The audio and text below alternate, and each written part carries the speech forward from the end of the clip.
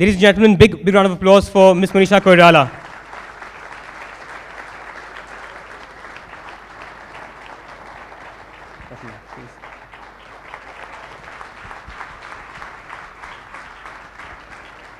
Sir, please do honors. Thank you. Ladies and gentlemen, Shri Sadhguru Ji.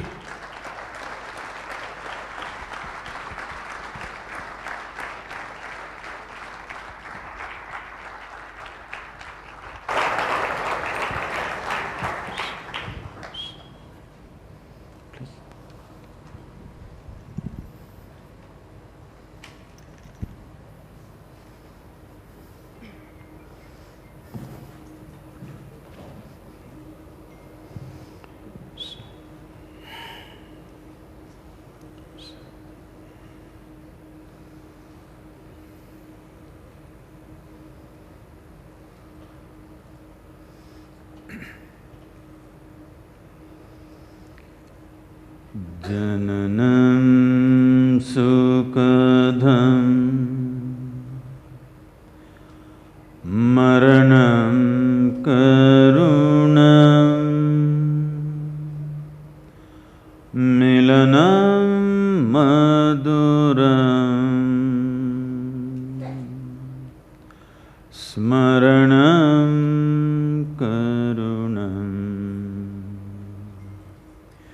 kalavashadhiha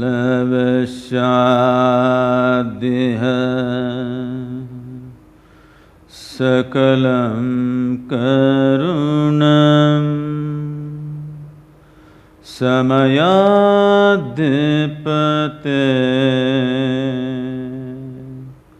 akilam karunam. Good morning everyone.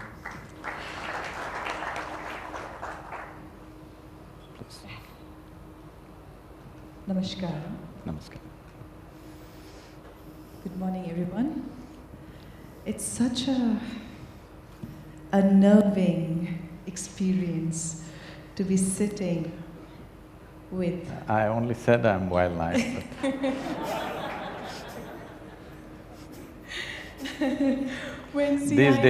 These days even tigers need to be protected, so…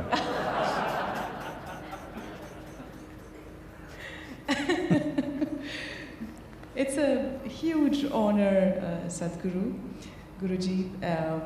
I've never done this before, so please be gentle with your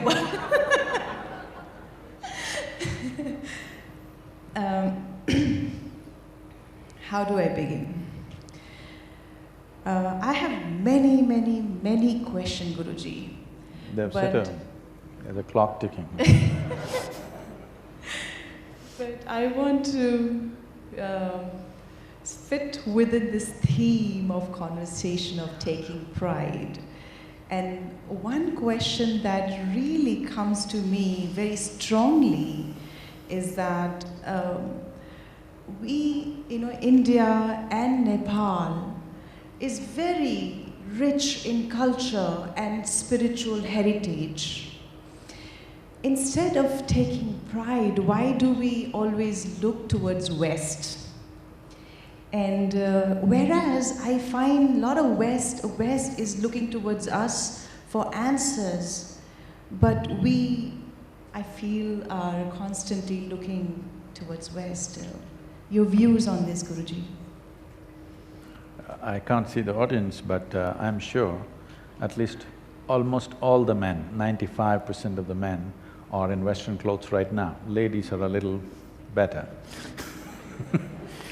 Why is this? Because we must understand there is no substitute for success. Okay. You may talk philosophies, you may talk culture, you may talk so many things, but there is no substitute for success. Right now, in many ways, West has become the symbol of success. So if you're successful, even though the temperatures are 38 degrees today, you must be in jacket and tie. I'm not commenting on their clothes, I'm saying success is the ideal, always. Without what is successful, that is what everybody will aspire for. So we need to understand this. Another aspect of success is today, success means economic success. People are not recognizing any other form of success anymore on the planet. There used to be a time, if you came into a town and said, oh, he's a big man, maybe he was a wise man, maybe he was a very creative man, maybe he was something else, but no. Today if you say somebody is a big man, it means he's got big money bags. Yes. So, in a way, we have transformed the entire world into economics.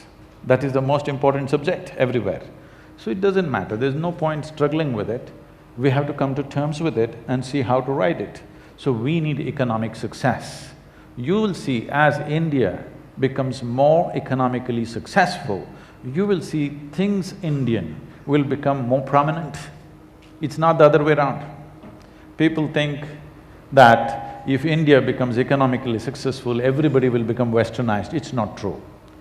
Unless by then we have completely lost the ethos of what India is.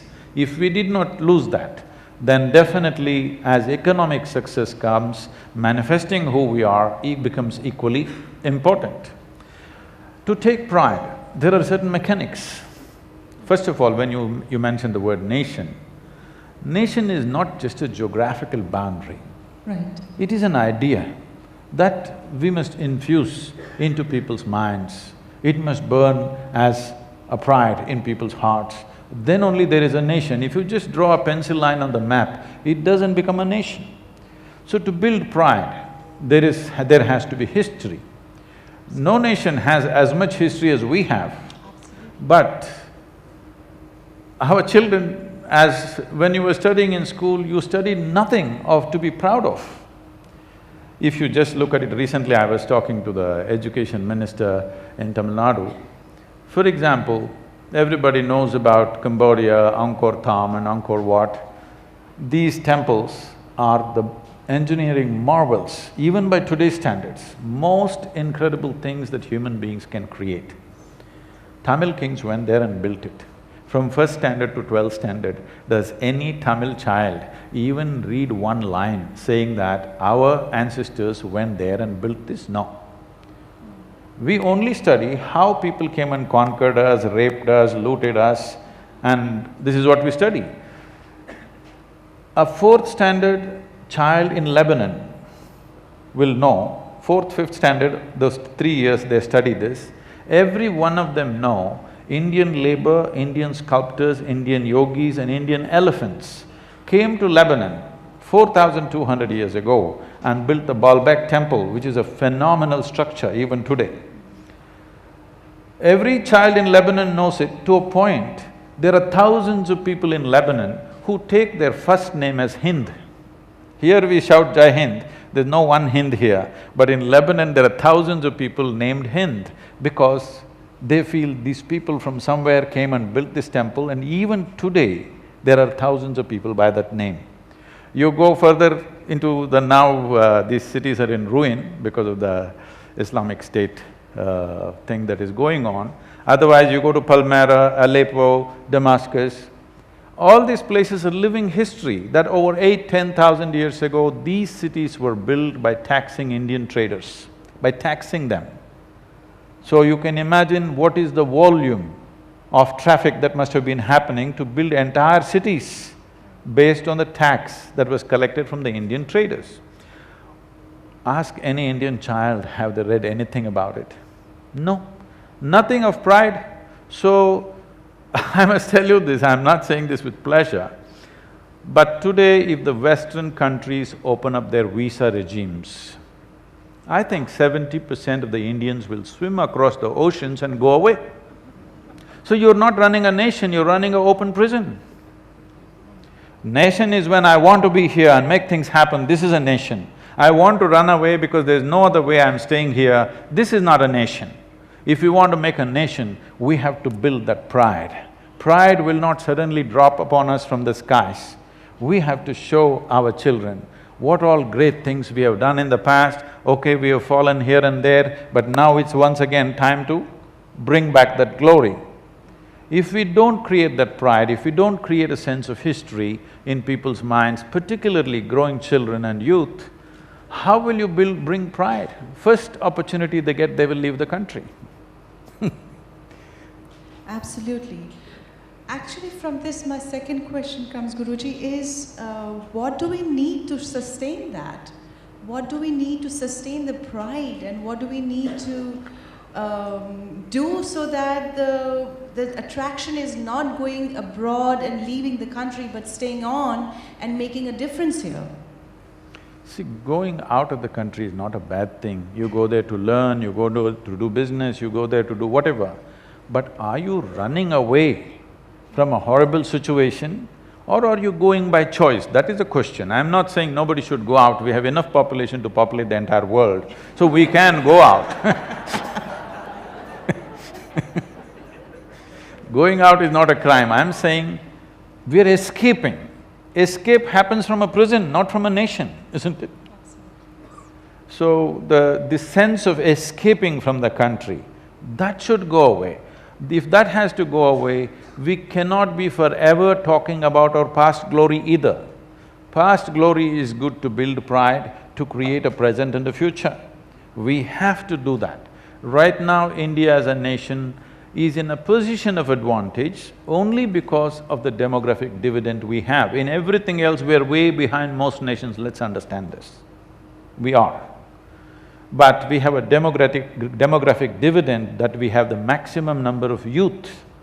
But if we do not cash in on this in the next 15 to 20 years, once again it'll be a slide down. It may take another 50 years or 100 years before we get that opportunity once again. So right now, in the next 10 to 15 years, what we do matters for you and the future generations of this land. Thank you, Guruji.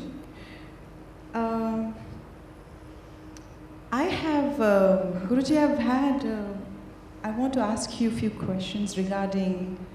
I know you're done with the official mandate now.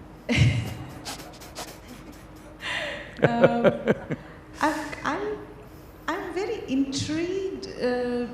I spoke to you in the morning and you were sharing about Isha Foundation's groundwork that you're doing with children, because children are our future tomorrow. And I would want you to share what you have told me about the teaching that you were training the children to the audience, because I think that's brilliant what you were sharing. Can you please repeat that, Guruji, about the work Isha Foundation is doing in educating the children? So when we say education, what is the purpose of the education that we're doing? At different stages of evolution of a culture or a nation, we need to educate people differently. Suppose we were at continuous war, we would be training our youth to fight.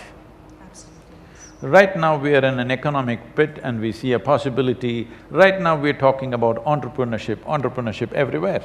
So like this, at different times, we need to train them for different things. Having said that, we know that 65 to 70% of the Indian population is in rural India. I don't know what images people who live in cities have about rural India, but it's a pathetic life today. It's not a peaceful countryside living, it's bad, okay? Nourishment is bad, infrastructure is bad, everything is bad. Life in rural India is no more that idyllic, poetic stuff. It is not, because we tried to shift from what is called as subsistence farming to commercial farming. It should have been done in a planned way, in a time-bound manner. We have this problem about not having timelines for anything. Whatever it is, we don't have timelines. We think we can do it eternally. We don't plan. Huh? We don't plan, focused planning. They're having the clock ticking. No, there's no timelines. When is this job going to be complete? We think we can see, we're talking about being a developing country. We're developing. Tell us when will we be developed country?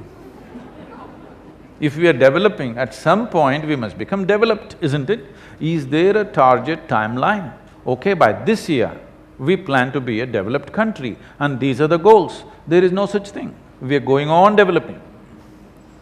Like this, agriculture moving from subsistence to cash farming, it should have been done in a planned, time-bound way. We just let it be like that. So these people who had 1 acre, 2 acres, 3 acres of land, they were growing what they need on their land and they were eating well. They had no money, they were in rags, they had no drinking water, no electricity, but they were robust. A village person means he was robust. Today you go into the village, they have drinking water, they have electricity. Some villages still don't have, but largely they have. Everybody has a cell phone, they have internet kiosks. But you will see 60% of the rural population in India has shrunk like this. Their skeletal system has not grown to full size because they're malnourished. When they were eating food grown on their land, they ate variety of things. Today he's growing sugarcane, he gets cash in his hand, he comes and watches your cinema or gets drunk. Not wrong, I'm saying that's the only entertainment he has, let him watch. Yes, Guruji. There's nothing else in his life, either a cricket match or a cinema or drink. There's really nothing else. I mean, what else is there in the village? A cricket match or a cinema or drink. These are the only 3 things which make it worthwhile living for him. Otherwise, everything is dreary, hard work, no result. When we did agriculture as subsistence farming, today we are ploughing means there is a ploughing song. Tomorrow we are weeding means weeding song, planting means planting song. Like this, there were harvest means harvest songs and dance. There was a community. With that, they were doing agriculture. Today you go into the village, 2 acres are all barbed wire fenced. My land is my land, your land is your land. I won't let you step into my land and I can't step into your land. You can't run agriculture like this for this kind of population. It needs a community, it needs a certain joy, it needs a certain involvement and relationship. You just want to do commercial thing, then you should have done something else. You should have merged everybody's lands and run big farms. Running 1.5 acre, 2 acre farms commercially is senseless, is absolutely senseless. Because 1.5 acres, you make it profitable and see, let me see, ultimately you will hang one day, that's what is happening. Not 1 or 2, when hundreds and thousands of farmers are hanging, why are we not getting the point that this is not practical? It is not practical. It's not because of one calamity, it is the entire thing is a calamity. Unless your land tract is large enough, there is no way to make agriculture profitable. There is no way. And if it's large enough, you need a community. Today everybody comes and plows in my land, tomorrow all of us go and plow in your land. This is how things were happening. Now for everything I have to pay money. When I pay everything, in the end all I have is debt.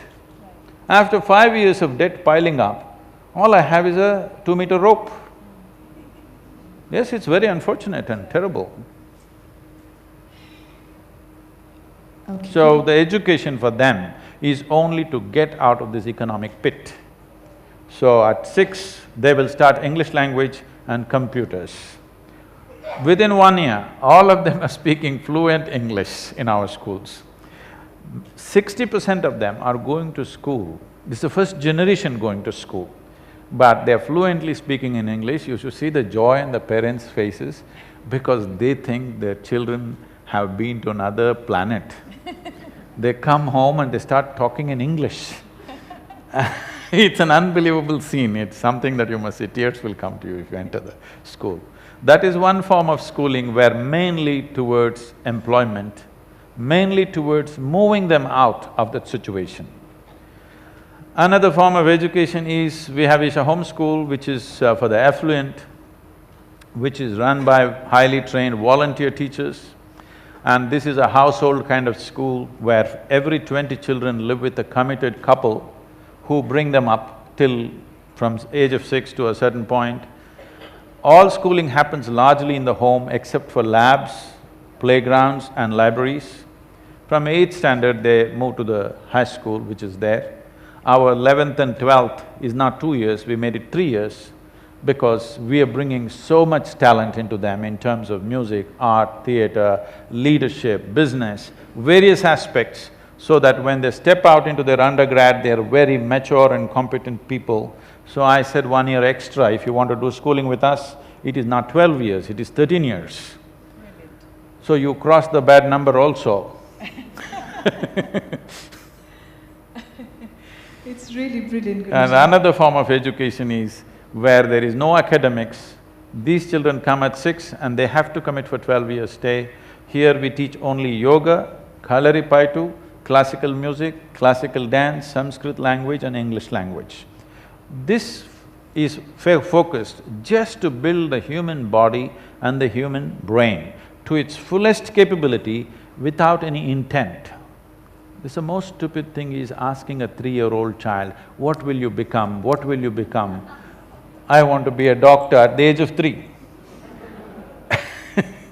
So without thinking what I will become, just growing this body and growing this brain to the fullest capability with utmost balance. You will see these children, if you come and see them, they can sit like this unmoving for 5–6 hours.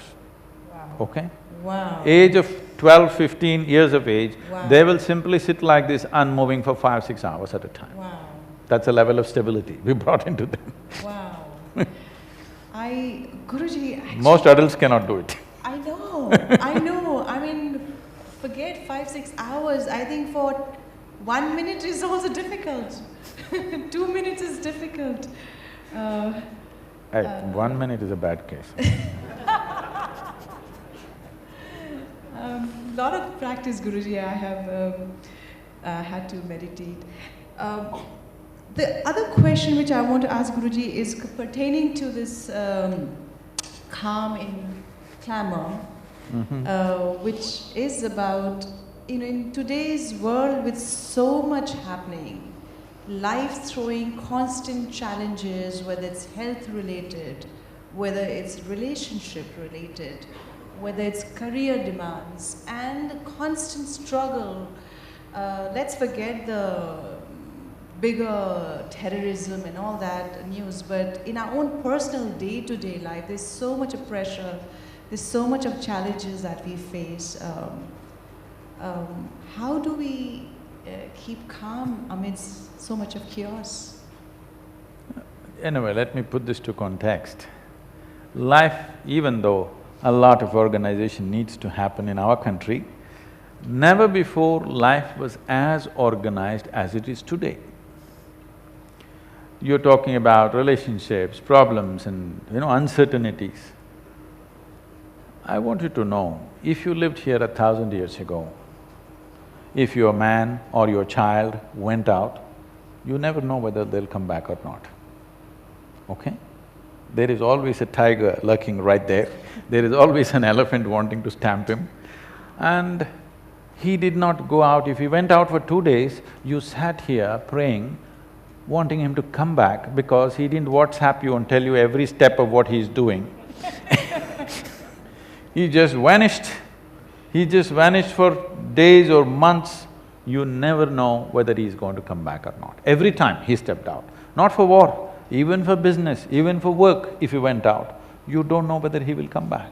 For the first time, you can keep track of him. So I'm saying, life is more certain than ever before. We have just become less competent to handle. If you had to navigate your way through the jungle, it was different. Today, navigating through the Delhi traffic, there is road rage. Yesterday, today, some incidents are there, people are killing each other. People are killing each other just because they're not able to handle the traffic chaos. I can imagine if I left you in a rainforest, I can imagine the terror you will go through, because you won't know a thing about how to navigate. Every moment you have to be alert and find your way. There is no traffic policeman pointing this way or that way for you. When to stop, when to go, somebody has to tell you now. Then if you didn't stop at the right time, you would be dead. I'm saying life is more organized than ever before on this planet. Don't complain. You have more comforts, more conveniences than any generation ever had. Yes or no? Please, all of you. Yes or no? Aren't you enjoying more material comfort than your parents and your grandparents? Unless your grandfather was a Maharaja or something. Don't look at me.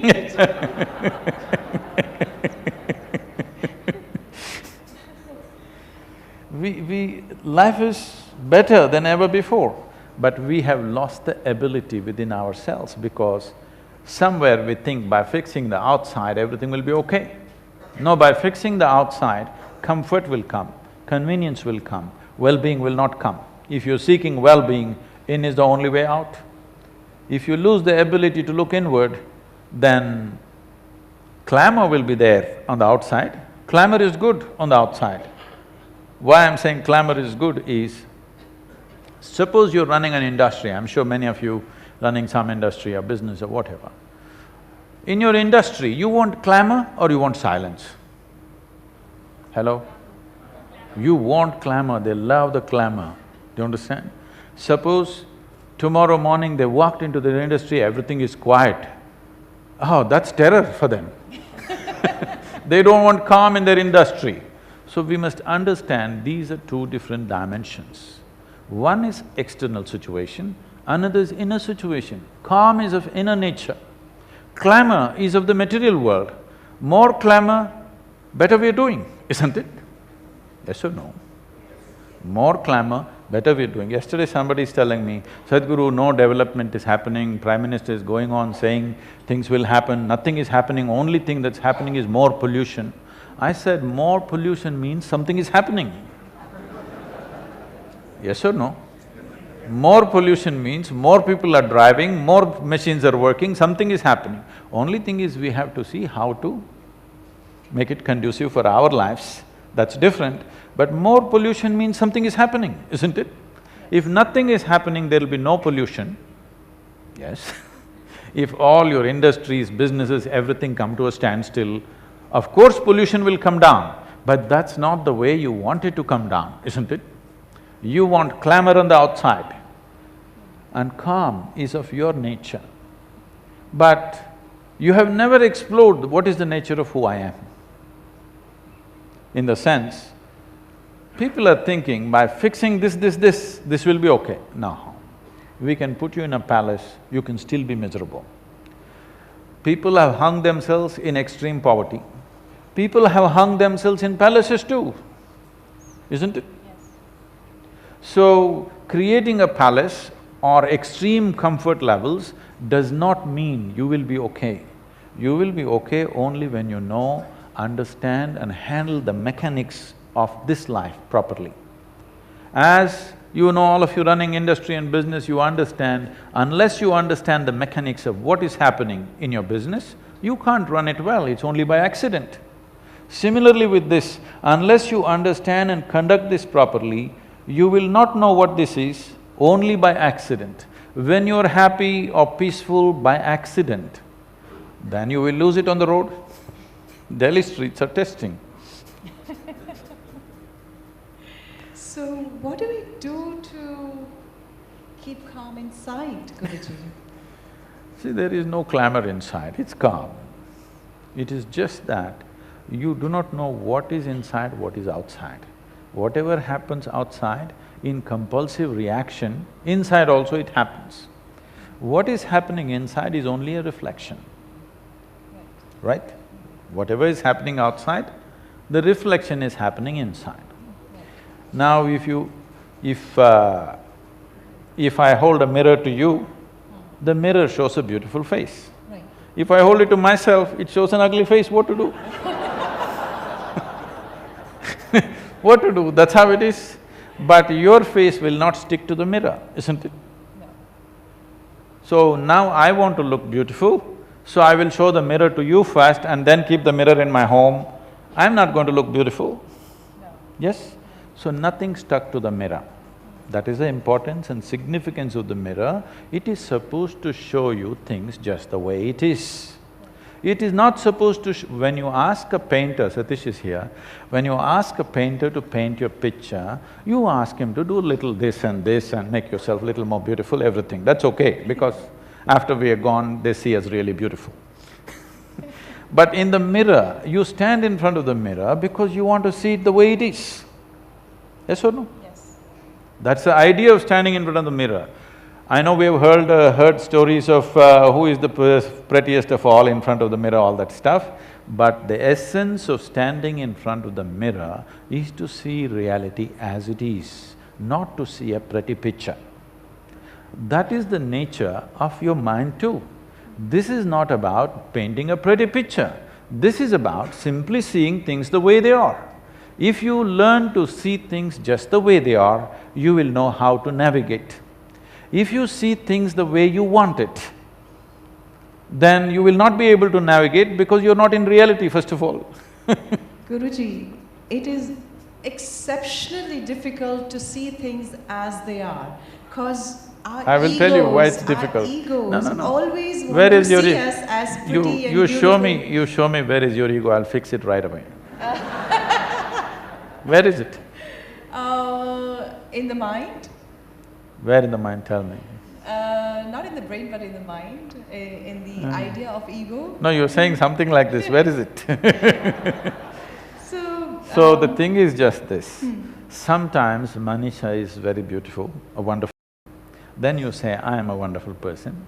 Sometimes she is nasty. Then you turn back and say, oh, that was my ego. Okay? So Miss Ego is a fall guy. Whenever you're nasty, Miss Ego will come. Whenever you're wonderful, only you are there.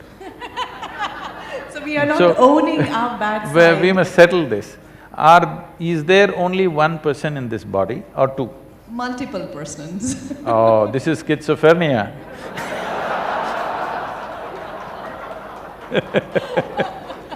If there is more than one in here within you, either you're schizophrenic or you're possessed. That means either a psychiatrist or an exorcist. What it means is, when you say, I'm an individual, we must understand the root word for individual is indivisible. Indivisible. Yes, that means this cannot be further divided. Only if you come to this, that this is an individual, then you will understand the fundamental. If I'm wonderful, it's me. If I'm nasty, it's me. Absolutely. If I'm beautiful, it's me. If I'm ugly, it's me. Absolutely. If you come to terms with this, your life will be a constant step forward to become better and better. Whenever I'm wonderful, it's me, when I'm nasty, it's you. Well, it'll stay that way forever and it'll grow. So, Guruji, I'll just take this little more. That means that when we see in a mirror an ugly side, which I was saying as an ego, we should be able to accept that? Is that what you're saying? No, I'm saying what you call as a human being is not an established thing. It is a becoming. It's not really… we must call this human becoming. You have to become one, because in the evolutionary scale of things, you know Charles Darwin? Yes. He told you at one time you were a monkey, him, not me, okay. He told you at one time you were a monkey and then you became a human being and all this stuff. So he goes about saying a goat became a giraffe and it took so many million years, could have become, or a pig could have become an elephant, it took so many more million years. But between a monkey and a human being, it happened rather quickly. It didn't take enough time, I'm saying. Okay. To such a point that anthropologists today believe that there is a missing link. They believe there's a missing link because it happened so quickly. See, between the DNA of a chimpanzee and the human beings that we are, the DNA difference is only 1.23%. Not much of a difference, isn't it?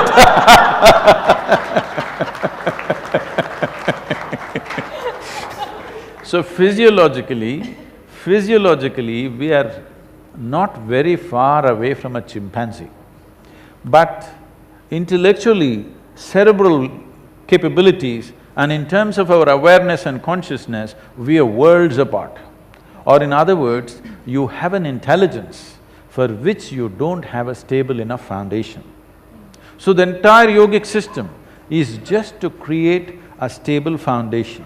A stable foundation means any foundation or any building, if it has to stand for a long time and in a stable manner, it must be geometrically correct.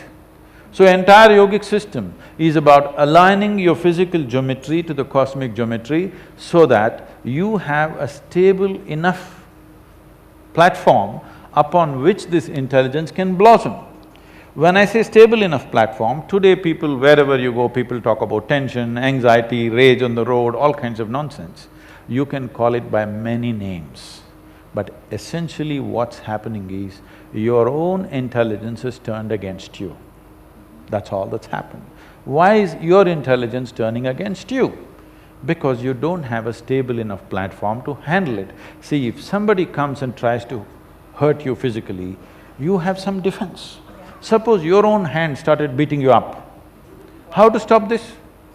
Only somebody else has to stop it isn't it? So right now, if you if you are going through some kind of suffering, because I am causing the suffering to you, right now I am poking you and you're suffering, it's different. But look at most human beings, when they're alone, they can suffer. If you are suffering when you're alone, obviously you're in bad company, isn't it?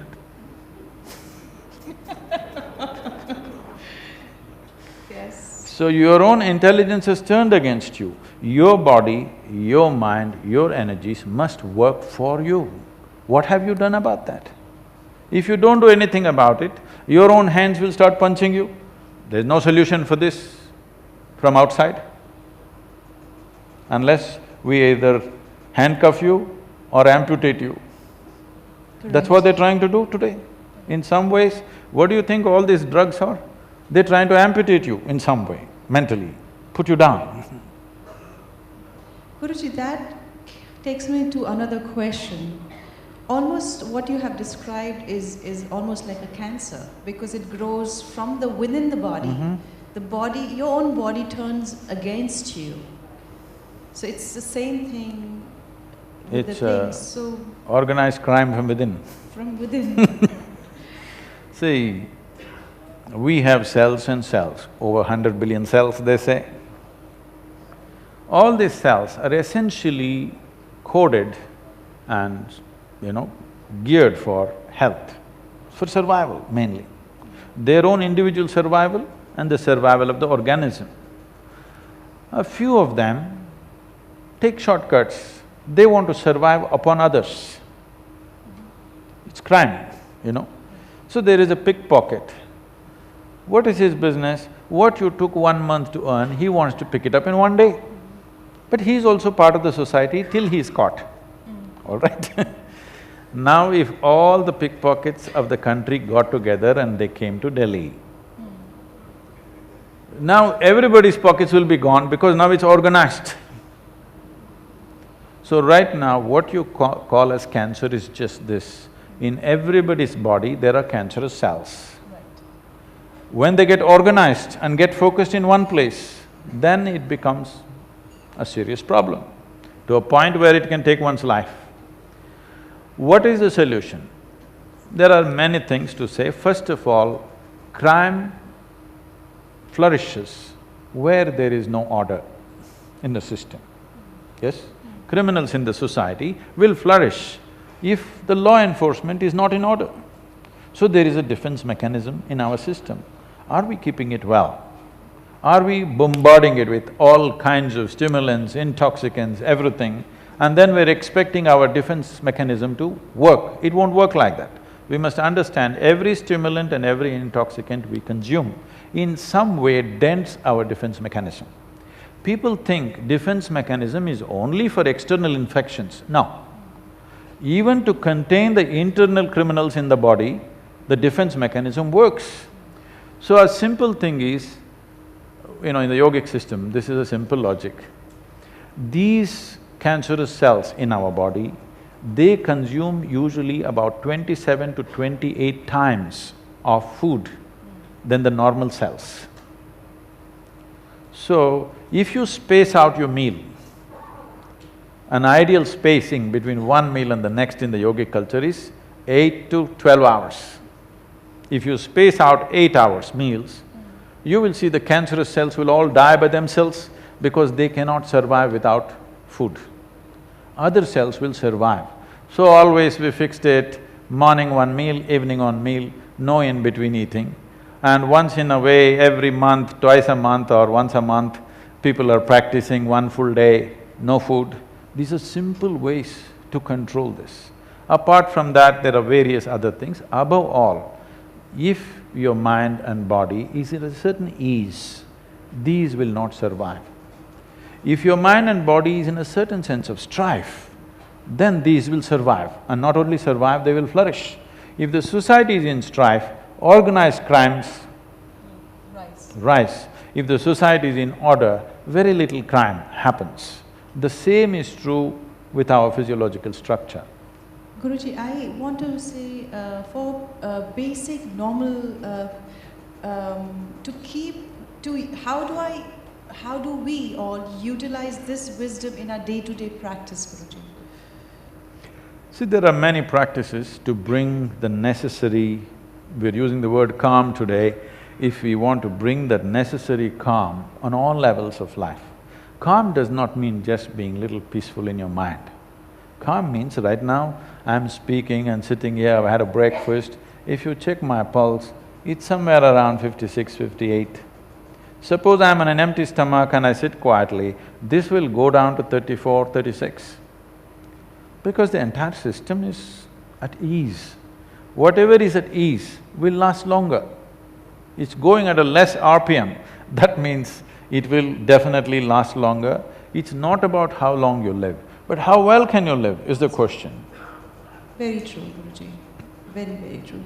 Okay, before we begin other things, Guruji, me being an actor and coming from performing arts and creative field, how important is meditation in performing arts, in direction, acting, theatre? See, I think people go into art and music because unconsciously, somewhere, they touch moments of meditativeness in what they're doing. If that element is not there, I don't think music, art, all these things would be worthwhile. Somewhere there are moments of meditativeness. So, let me take away the word meditation because the word meditation in English language doesn't mean anything. If I sit with my eyes closed, I can do japa, tapa, dharana, dhyana, samadhi, shunya, any number of things. But in English language, if I sit with my eyes closed, they will say he is meditating. By closing my eyes, I could be doing any one of those things, or you might have just mastered the art of sleeping in vertical postures. People learn this in conferences. I hope so. That's why the lighting is kept like this, not to disturb the rear section of the hall. So, meditativeness means, in some way, if you sit here, your mind is out here, your body is here, what you experience as myself is little away from these two things. That means you found a little space between yourself and your body, between yourself and your mind. There are only two problems. There are two kinds of sufferings in your life, physical and mental. Do you know any other kind of suffering? No. Once there is a space between you and your body, between you and your mind, this is the end of suffering. Once there is no fear of suffering, that no matter what happens, this is how I will be. Once that assurance is there within you, then you will walk your life full stride. Whether creativity or industry or business or whatever kind of life, you will walk full stride. When there is fear of suffering, you will take only half steps. How do I become that, Guruji? Start a simple process called inner engineering. What we need is 30 hours of focus time. We format it in different ways, in 7 days, in 3 days, 3 full days and many different ways, but what we actually need is 30 hours of focus time. We create a vehicle for you so that you can turn inward. Why I'm saying you need a vehicle to turn inward is, right now, the 5 sense organs, which are the only means of perception you have, seeing, hearing, smelling, tasting, touching, this is the only way you know life, this is the only way you exist right now. You know that you exist only because you can see, hear, smell, taste and touch. Suppose you fell asleep, you don't know whether the world exists or not, or you exist or not, isn't it? Absolutely. So, these sense organs are essentially outward bound, in the sense, you can see what is around you, you can never roll your eyeballs inward and scan yourself. You can hear this, so much activity you cannot hear this. If an ant crawls upon this hand, you can feel it. So much blood flowing, you cannot feel it. In the very nature of things, sense organs are outward bound. Yes. But your experience entirely happens within you. Right now, do you see where I am? Guruji, I saw you on YouTube. No, do you see me now? I know in my head. You have already seen that, yes. So, this image is a reflection and happening in your mind, within yourself. Yes. You hear me within you see me within you, you've seen the world within you. You have never seen, heard, tasted, touched anything outside of you. It all happens only within you, never happens outside of you. Or in other words, the entire experience of life is being generated from within. When entire experience of life is being generated from within, at least what is happening within you must happen the way you want it, isn't it? Absolutely. The clamor in the world will not happen your way, because it's all of us put together, this clamor. Little bit will happen my way, little your way, little somebody's way, it's fine. But this calm is my way, because this is an internal thing. What happens within you must be 100% your way, nobody else's way, isn't it? What happens outside, everybody has a stake. But that's the most difficult part to be able It is not difficult. Right now, suppose I ask you to unscrew a screw in this furniture with your hands. What will happen? You'll use your nails, you will lose them, you'll use your teeth and you'll lose them, but the screw won't come. True. But if I give you a screwdriver, effortlessly you will do it, isn't it? Yes. So what is needed is a tool. That's why I said a vehicle to turn inward. There are no tools, that's why people think it's so difficult. So inner engineering is a tool. It's not a teaching, it's not a philosophy, it's not an ideology or belief system. It's a tool that you learn to use. Okay, Guruji, I think maybe it's time to ask questions from the audience. I'm sure some of them want to ask some question. If there isn't, then I don't want to lose this opportunity. I have many questions, so just let me know. So there are a lot of people here with questions. Would you like to point them out, or do we hand the mic directly to them? I think you should give the mic to them and… Directly to them. Okay, we'll start with you, sir. I request everyone to keep your questions as concise as possible, and it should be a question and not a comment. Please begin. Namaskaram, Sadhguru. This is Vishnu from Coimbatore. How would you define India? India is it's like a kaleidoscope. It's a conscious chaos. At one time, we consciously created some chaos, intentionally. But unfortunately, some people are overdoing it today. They made it their profession to create chaos. We need to handle that. But why this conscious chaos is, because we understood organization in a different way. If you step out of this hotel, you will see a manicured garden. But every day, 10 people are working on it to keep it that way. 3 months, if nobody attended to that, there'll be no garden left. But you come into the jungle, you come into the forest, there is a different kind of organization and order there. which million years later it will still be there without any maintenance. So something that lasts a million years, is it better organized? Something that cannot last even a month without maintenance is better organized. So we organize this culture with a certain element of conscious chaos. But today, because your education systems are totally westernized, which is all straight lines, you're trying to fit India into these straight lines, it will not fit, you will only be frustrated. And in trying to fix that, you will destroy the nation. We need to understand, we have allowed a certain room for chaos so that it's an evolving process. It is not a fixed thing, it is not ruled by commandments. There is nowhere in this country where there has been given a moral code to you. There is nowhere in this country where they told you, this is God, and if you go to Him, all problems will be solved. There is no such thing. There is no a God. First of all, there is no the God in this country. There is no the heaven in this country. Everybody can create their own, you know. We are given the freedom to create our own gods. Out of this came the technologies of God-making. We created 33 million gods and goddesses because there is no certainty. The idea of a kaleidoscope is wonder, seeking. So we have always been a land of seekers, not a land of believers. Now you're trying to become land of believers. I see we believe something. No.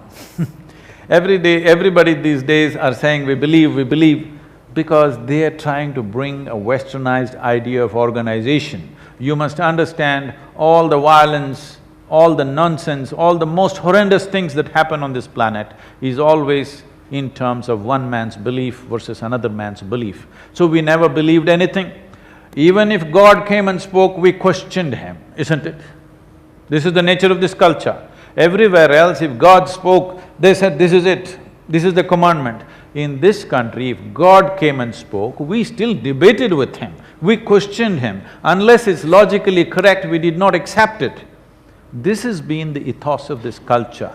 This causes a certain amount of chaos, but this chaos is evolution of human consciousness too. Every culture has been created because of its geographical conditions, because of certain survival factors and other historical events that happen in that place, culture gets shaped. We also have some element of that, but a large element of this this culture is about consciously seeking what is beyond all this. Because of this, in this culture, God, heaven were never important things. Our highest ideal is mukti or liberation or freedom. Freedom has always been the highest goal, not God. Because we know, even if we go to heaven and sit next to God, in 3 days we'll get bored with Him also. Yes, we will, isn't it? And do you have any proof that you're not already in heaven and messing it up? Yeah, I'm absolutely. asking, do you have proof? You don't have proof. Maybe you're in heaven and you're messing it completely. Yes, that's a reality, I'm telling you. Sure. We're all the way at the back. So maybe this is heaven and we are messing it. Yes. That's a Hello. brilliant. Yeah. If you have Guruji. calm, you will enjoy the heaven. Hello. If you are in clamor within yourself, you think you're in hell. What to do? I'm gonna have to request everyone with the mics to kindly hold on, please. Kindly hold on. There are multiple people with mics. We're gonna go all the way at the back here. My hand is up all the way at the back. Just handing the mic over to this person. Thank you. My name is Vaibhav, Where are Sadhguru you? at the last here. Okay. So I just wanted to tell you that we are not sleeping out here at the last, so in the vertical situation. So my question is, India is a young nation, and one of the biggest problems which we are facing today is the health disorders which the young nation is actually going through. The lifestyle disorders are increasing by the day, and this is actually going to affect the productivity of the nation as we go forward. So my question to you is that in spirituality and according to you, what can we do to manage the stress and manage these lifestyle disorders and lifestyle issues as we go forward? Because that's the least time which we give to ourselves. Thank you very much. I would like to correct the question. We are not a young nation. We are the oldest nation on the planet, okay? Because if you're only looking at India's constitution or a political setup as nationhood, yes, we are a young nation. But even 10,000 years ago, people outside this country, though inside the country we had over 200 political entities, people from outside call the entire nation as Hindustan or Bharat or whatever. People recognize both inside and outside, this is one nation, though it was ruled by many political heads or systems as such. Because we became a nation not because of our political bosses, not because of a certain constitution, we became a nation because we never had a belief in anything.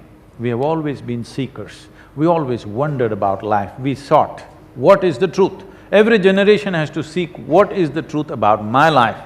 Well, Krishna has already said it. Maybe what he said is true for him. With all due respect, we have to explore for ourselves what is the nature of the truth of our life. This is the freedom that this nation offered to us, so we were bound by these strings of seeking, not believing. Usually most nations are made out of sameness. We did not fall for that mediocrity that we have to be all same to be one. Each one can be different. Within the same family, 5 people worship 5 different gods, but no problem with us. So this is a unique nation, this should not be destroyed, its ethos of everybody can be whatever the hell they want to be, and still we are one nation. This nation has existed for the longest period of time simply because of this lack of rigidity within itself. Now we are trying to put rigid lines, if you do that, it won't last long. It's very important to know this. About health, we've always known how to be healthy. If you believe for this 1.2 billion people, you are going to create a healthcare system like United States has, you don't know what you're talking about. You've just not seen the country, nor have you seen United States, nor have you looked at the systems that United States has. Even a nation like United States, which gets its wealth from many sources, do you understand? United States makes money no matter who makes money in the world. Do you understand? They structured the nation in such a way, whoever makes money in the world, in some way they will make money, all right? In spite of that, $3 trillion bill of their healthcare is going to sink that nation if they continue the same way for another few years. Yes? It's going to sink that nation, because $3 trillion, it's bigger than our budget. So if you think you're going to create a healthcare system like that, it's going to be a disaster. I think the present government has done one significant thing, that is the Ayush Ministry. It is still not well funded, but once it is well funded and if we manage to roll it out the way we should, because Isha Foundation was the first pilot project of our Ayush about 8 years ago in the Namakkal district in Tamil Nadu. It produced phenomenal results for one district, just teaching people how to be healthy in rural India. And we started hundreds of herbal gardens with which people are taught. In public places, these gardens were raised where people can go and make use of the herbs for different day-to-day ailments that they come to. Something very serious happens, they can go to the hospital. I want you to know, just 1 or 2 generations ago, when your grandmothers were alive, if a child got a stomach ache, nobody went to the doctor. Child got a little fever, nobody went to the doctor. They knew what to do. Today, for everything you're going to the doctor, because it's become an industry. As you say, it is not health, it is medicine, okay? It is about fueling pharmaceutical industries. I'm not against pharmaceuticals when it is necessary. Pharmaceuticals means you're chemically bombing the system, okay? It's chemical bombing. When it's really drastic and it's necessary, we must do it. But if we do every day, we know today what is the harm we are causing to the system by doing that.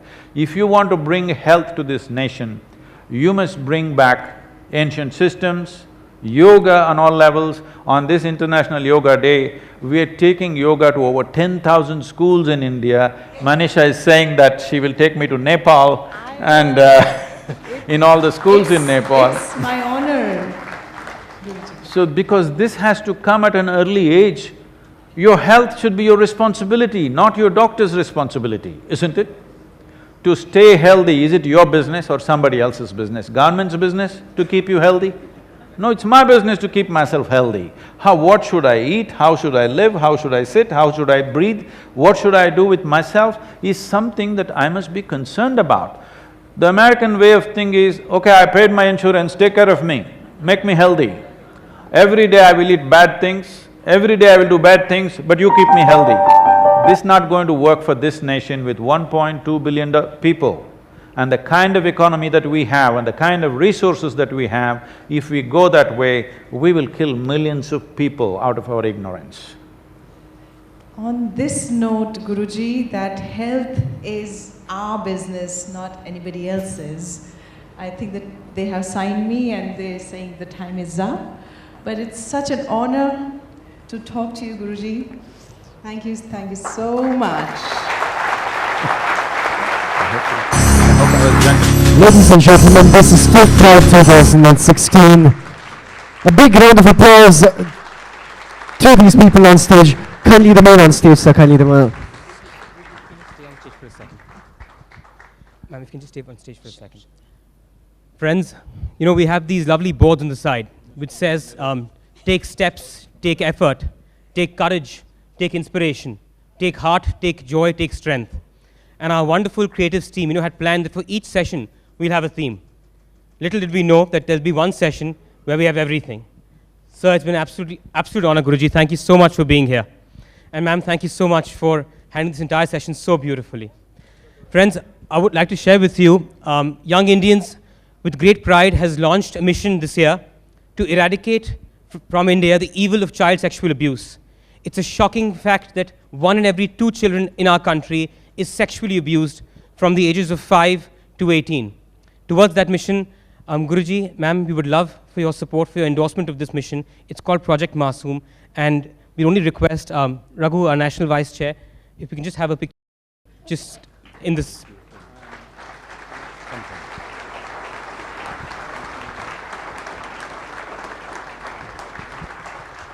I'm 100% this needs to be checked, and this evil of misusing children at various places, at homes, at schools, on the street. But at the same time, I would like to caution all of you. I know just now he said 1 in 2 children. No, it's not true. Somebody is making up statistics like this. If you spell out these kind of statistics, everybody becomes a suspect. There'll be no childhood left. Too much caution, too much fear about it. We will destroy. Nobody can just pick up a child out of joy anymore. Already we're hesitating. You know, even if an 8-year-old girl comes, you can't simply hug her because we're afraid who will say what. Let's not take the country and the world in that direction. Yes, there are bad things happening. We have to stop the damn things. But at the same time, let's not kill everything that's beautiful in our lives by believing every second child is abused. It's not true. They're taking statistics in wrong places. Across the country, if you take it, generally girl children in India are super protected, which is being seen as too much restriction in today's world, but they're super protected in most families.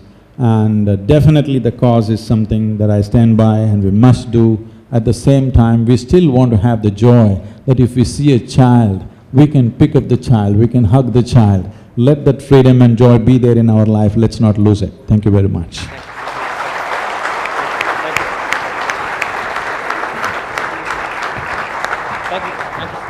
I'm sorry to say… No, sir.